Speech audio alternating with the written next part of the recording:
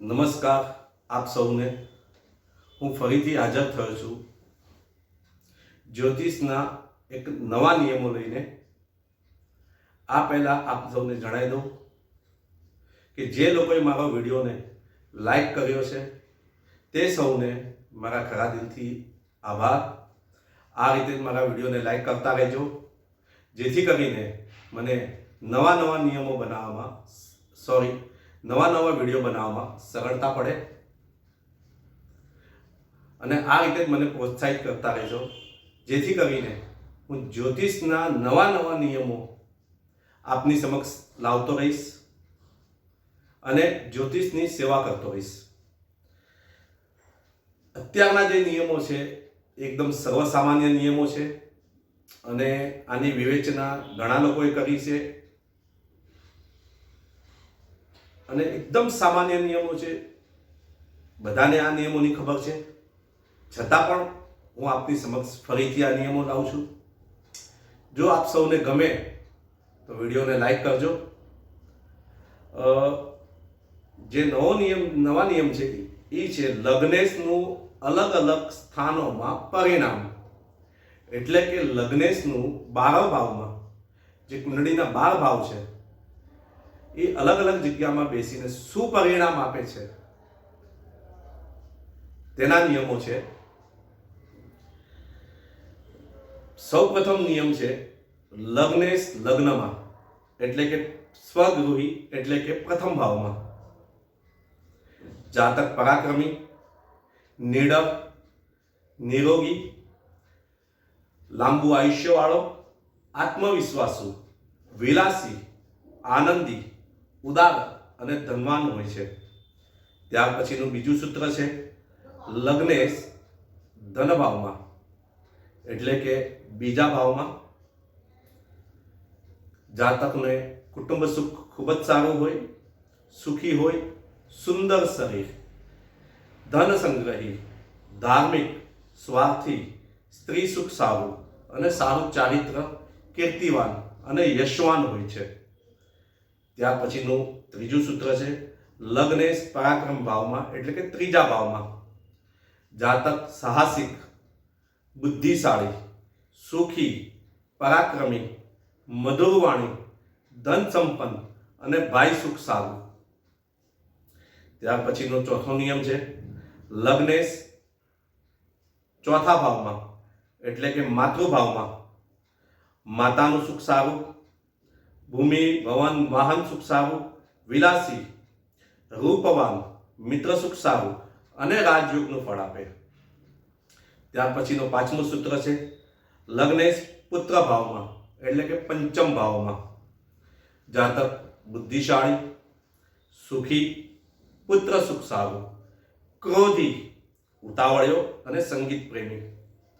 ત્યાર પછીનું છઠ્ઠું સૂત્ર છે કે લગ્નેશ છઠ્ઠા ભાવમાં, રોગ ભાવમાં, જાતક રોગી, શંકાશીલ, અનેક શત્રુઓ, કદાચિત માતૃ સુખથી વંચિત પણ હોઈ શકે। ત્યાર પછીનું સાતમું સૂત્ર છે લગ્નેશ સ્ત્રી ભાવમાં એટલે કે સપ્તમ ભાવમાં, જાતક સમજુ, ભાગીદારીનું સુખ સારું, સ્ત્રી સુખ સારું, ધનવાન, પરદેશથી ધન કમાય, પરદેશથી ફાયદો અને રૂપવાન। આઠમું સૂત્ર છે લગ્નેશ મૃત્યુ ભાવમાં એટલે કે આઠમા સ્થાનમાં, જાતક રોગી, ઓછું આયુષ્ય, અપયશ, પર સ્ત્રી ગમન, અચાનક મૃત્યુ અથવા તો કંજૂસ પણ હોઈ શકે, સાથે કંજૂસ પણ હોઈ શકે।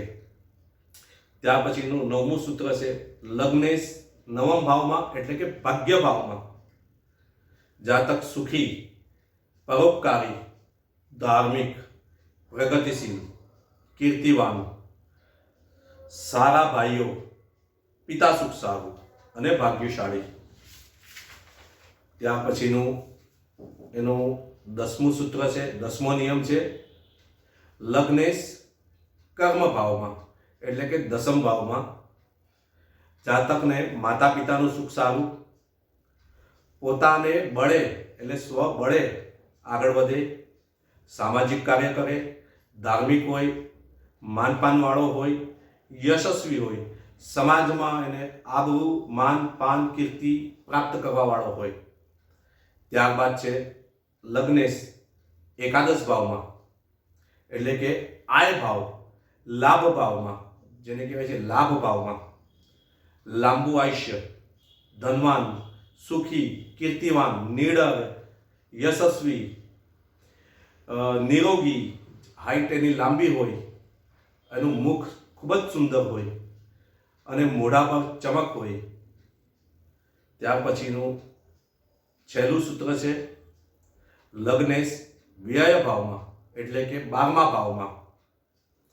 જાતક ઉદાસીન, ઋણી, માનભંગ, તેના શત્રુ ઘણા હોય, ખરાબ મિત્રોની સંગત, રોગી, કોર્ટ કચેરીમાં ખર્ચો વધુ અને અધિક વ્યય કરે.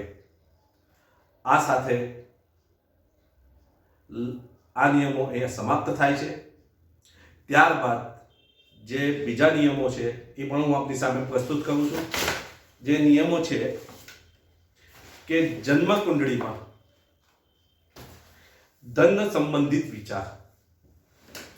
હવે આ જે નિયમો છે, જ્યારે હું જ્યોતિષ શીખવાની જ્યારે મેં શરૂઆત કરી હતી, ત્યારે મારા પહેલા ગુરુ, જેને કહેવાય છે કે મારા આદર્શ એવા શ્રી પંડિત નર્મદેશ્વર શાસ્ત્રીના સાથે એમના અંડરમાં હું શીખતો હતો, ત્યારે મેં આ સૂત્રો લખેલા છે.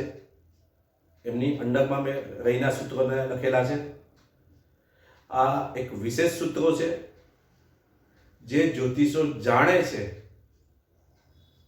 જે જ્યોતિષને જાણે છે અથવા તો જે નવા જ્યોતિષે શીખાવ છે એની માટે બી આ નિયમો બહુ સારા છે, એપ્લાય કરવા જેવા છે. આ નિયમોથી ક્યાંય ને ક્યાંય ફલાદેશ કરવામાં આપણ બધાને, એટલે કે બધા લોકોને, તમને મને બધાને ફલાદેશ કરવામાં બહુ ઇઝીનેસ પડશે, સરળતા પડશે. તો શરૂઆત કરીએ. આ ટોટલ મારી પાસે આ નિયમો છે, ટોટલ 18 નિયમો છે. તો શરૂઆત કરીએ 18 નિયમોની.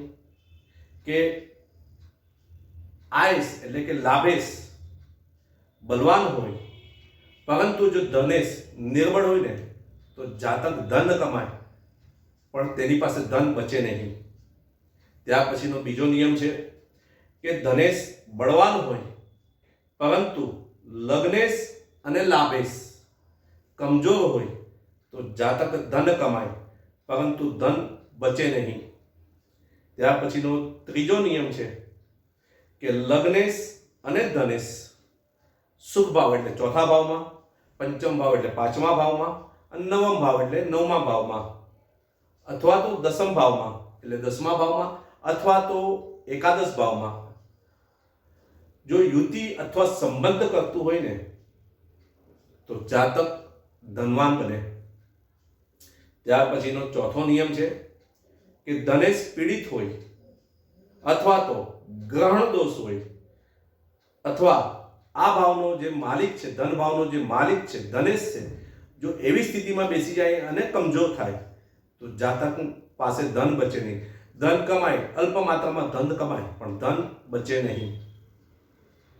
ત્યાર પછીનો 5મો નિયમ છે કે ધનેશ ઉચ્ચનો થઈને કેન્દ્ર અથવા ત્રિકોણમાં બેસી જાય અથવા તો એકાદશ ભાવમાં બેસી જાય તો જાતક રાજા સમાન બલવાન હોય. આ સાથે બીજું એક સૂત્ર છે કે ધનેશ જો એકાદશ ભાવમાં બેસી જાય અને તેની પર શુભગ્રહની દ્રષ્ટિ પડી જાય તો જાતક રાજા સમાન બલીય હોય. રાજા સમાન બલી હોય એટલે રાજા સમાન એની પાસે ધન હોય, બલવાન હોય. ત્યાર પછીનું 6થું સૂત્ર છે ધનેશ દસમ ભાવમાં બેસે અને તેની પર શુભગ્રહની દ્રષ્ટિ પડતી હોય તો જાતક પોતાના કર્મથી, પોતાની મહેનતથી જાતક ધનવાન બને. ત્યાર પછીનું એક સૂત્ર છે કે નવમ ભાવમાં એટલે કે ભાગ્ય ભાવમાં કોઈ પણ પાપ ગ્રહ સ્વગ્રહી થઈને બેઠો હોય અને તેની પર શુભ ગ્રહની દ્રષ્ટિ પડતી હોય તો જાતક રાજા સમાન ધનવાન હશે.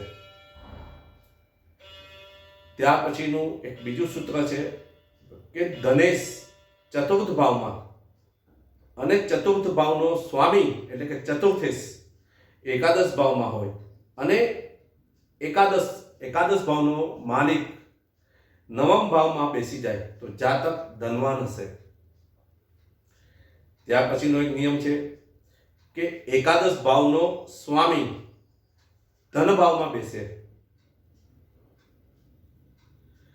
ધન ભાવનો માલિક ચોથા ભાવમાં બેસે, ચોથા ભાવનો માલિક નવમ ભાવમાં બેસે અને નવમ ભાવનો માલિક પંચમ ભાવમાં બેસે તો જાતક ખૂબ જ ધનવાન હશે.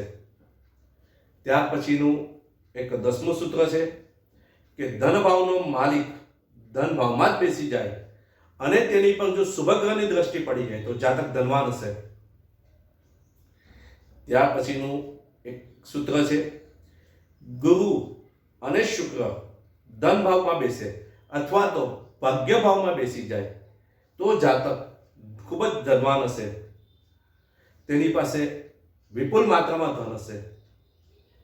ત્યાર પછીનું 12મું સૂત્ર છે ધનેશ અને પંચમેશ એટલે કે બીજા ભાવનો સ્વામી અને પાંચમા ભાવનો સ્વામી જો ચતુર્થ ભાવમાં એટલે કે ચોથા ભાવમાં બેસી જાય તો જાતક ખૂબ જ ધનવાન હશે. ત્યાર પછીનું એક સૂત્ર છે લગ્નેશ ઉચ્ચ સ્વગ્રહી અથવા કેન્દ્ર અથવા ત્રિકોણમાં હોય તો જાતક ધનવાન હશે. ત્યાર પછીનું એક સૂત્ર છે લગ્નેશ નિર્બળ અથવા કમજોર હોય તો જાતક પૈસો કમાય પણ તેની પાસે પૈસો બચશે નહીં, ધન કમાય પણ ધન બચે નહીં. ત્યાર પછીનું એક સૂત્ર છે ધનેશ અને એકાદશ ભાવનો સ્વામી એટલે કે લાભેશ કોઈ પણ ભાવમાં એક સાથે યુતિ કરતા હોય યા સંબંધ બનાવતા હોય તો જાતક ધનવાન હશે, પૈસો કમાઈ શકે.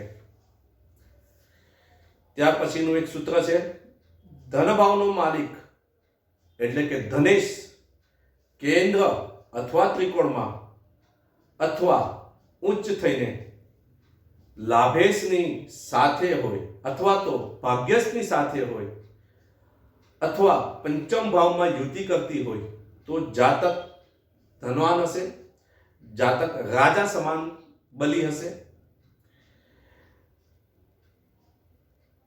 બીજું એક સૂત્ર છે ધન ભાવનો માલિક ચતુર્થ અથવા પંચમેશ જોડે સંબંધ બનાવતો હશે તો પણ જાતક ધનવાન હશે. ત્યાર પછીનું એક સૂત્ર છે કે ગુરુ અને શુક્રને બી જન્મ કુંડળીમાં ધ્યાનમાં લેવું જોઈએ કારણ કે ગુરુ છે એ ધન સંચયનો માલિક છે અને શુક્ર છે ભૌતિક સુખનો માલિક છે. માટે આ બે ગ્રહો છે એને ખાસ ધ્યાનમાં લેવું જોઈએ. ત્યાર પછીનું 6મું સૂત્ર છે જો ગુરુ એકલો ધન ભાવમાં બેસી જશે તો જાતક પાસે ધન બચશે નહીં. એનું કારણ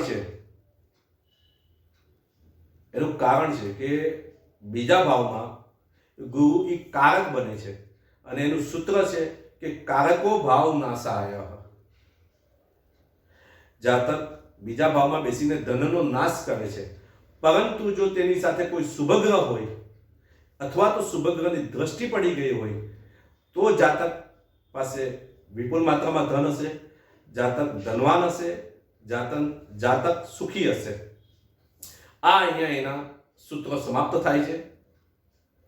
હવે પછીના નવા વિડીયોમાં હું નવા નિયમો લઈને હાજર થઈશ, નવા વિષયો લઈને હાજર થઈશ અને નવા પાઠ્યક્રમ આપની સમક્ષ લઈને હાજર થઈશ. આપ સૌનો ધન્યવાદ કે આપે મને સાંભળ્યો. હર હર મહાકાલ, હર હર મહાદેવ, જય શ્રી કૃષ્ણ, ધન્યવાદ.